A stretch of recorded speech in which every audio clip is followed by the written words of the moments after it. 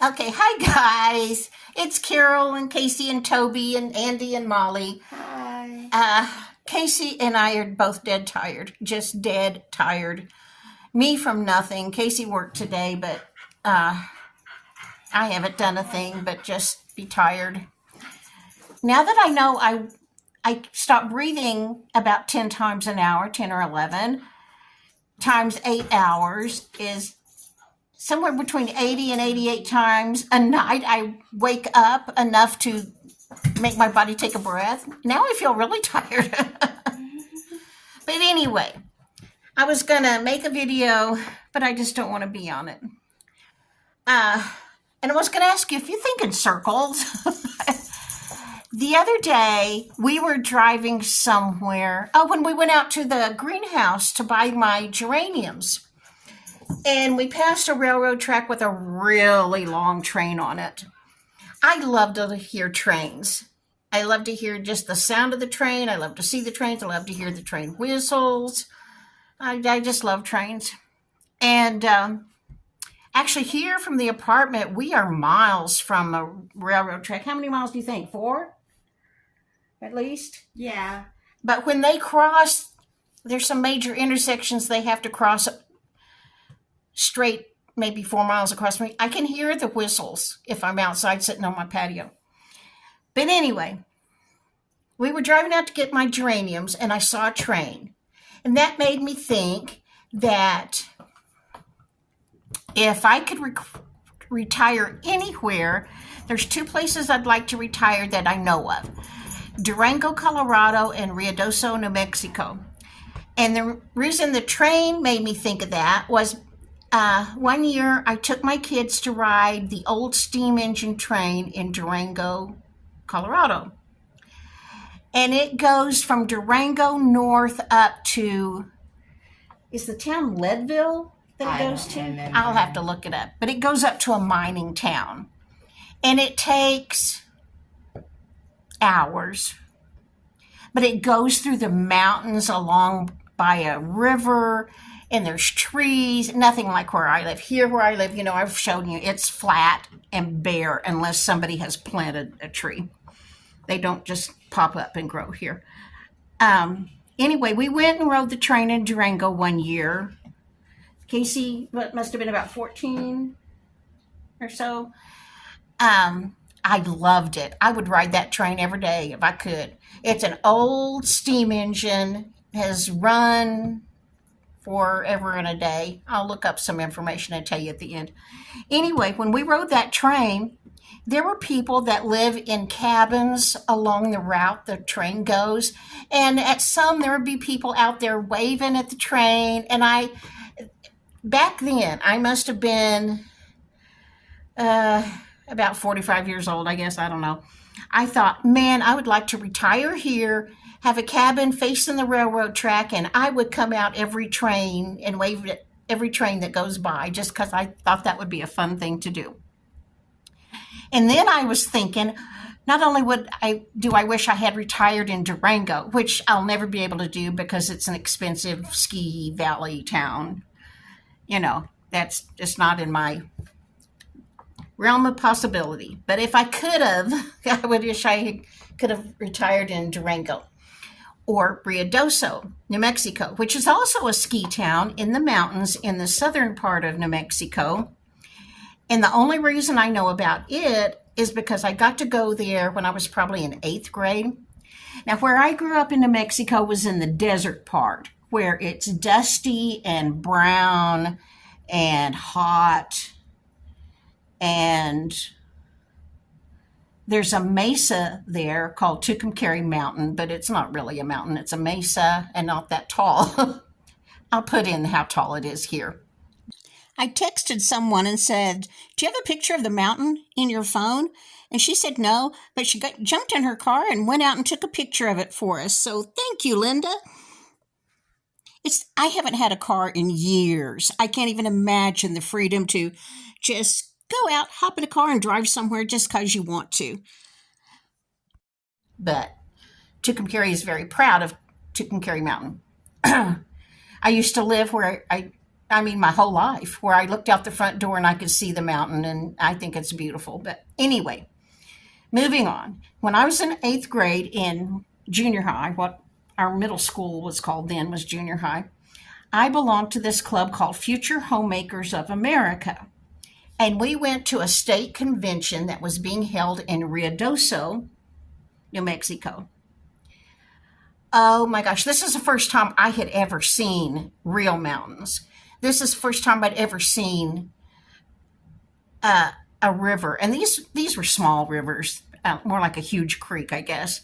But I had never seen water like that. I had never seen trees like that. I'd never seen mountains. I had never seen green grass everywhere. I thought I had died and gone to heaven. And from that time on, I always wanted to live in Ruidoso. Never have lived in Ruidoso. It's also another expensive place now. But anyway, our little Future Homemakers of America club and our home ec teacher,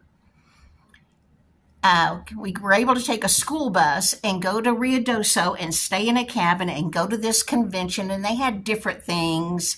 I just remember for dinner one night you needed a formal, and my mom made me like a formal gown, nothing like teenagers wear now to prom, nothing like that. But she made me this dress that I thought was absolutely gorgeous, and that was the first time I'd ever been to anything like that. That's the first time I'd ever had a dress like that. The first time I'd ever been out of Tucumcari, been out of the desert. It was amazing, eye-opening experience for me, and I always wanted to live in Ruidoso.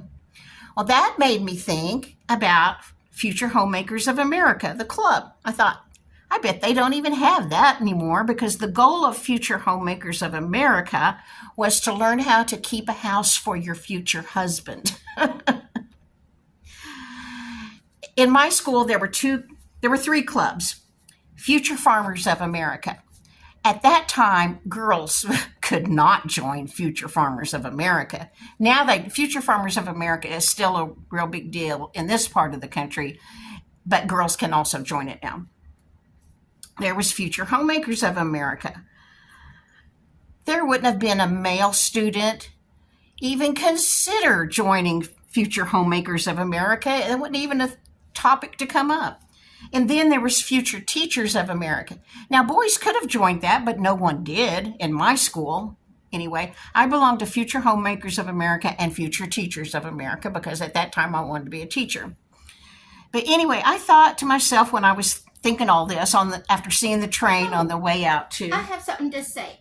Casey has something to say. Future Homemakers of America is now called Family, Career, and Community Leaders of America. Yes, I was getting to that.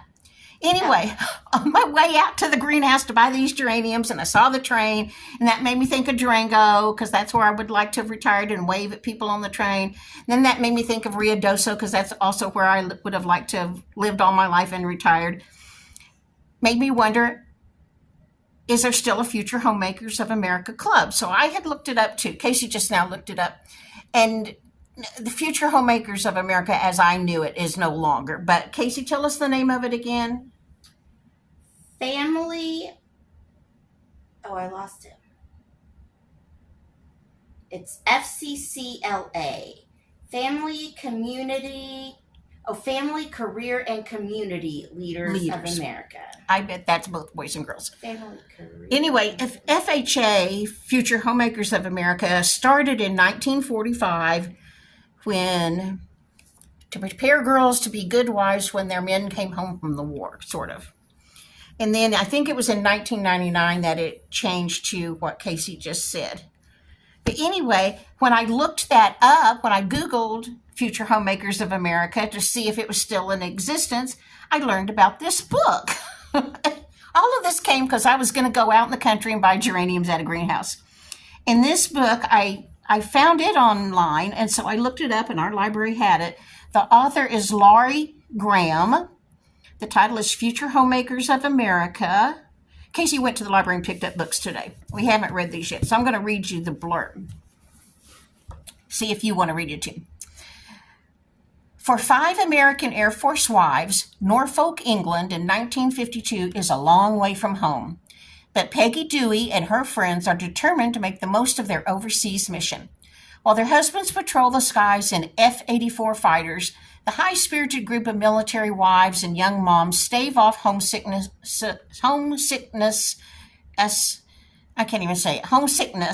by clipping coupons, trading gossip, and going to London to see Princess Elizabeth get coronated.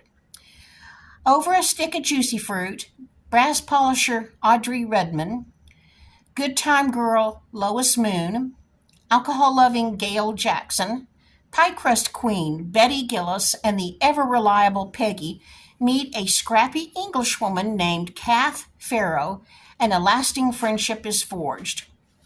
Through marriage and divorce, separation and reunions, the gang will try to hold fast to one another in a story that takes us to the heart of female friendship and reveals the secret of the perfect 3-color refrigerator cake.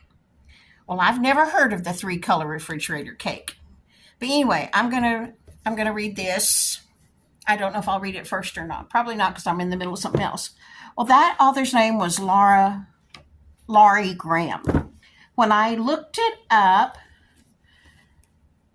because it took place in England during the war, this book came up. The Chilbury Ladies' Choir, a novel by Jennifer Ryan.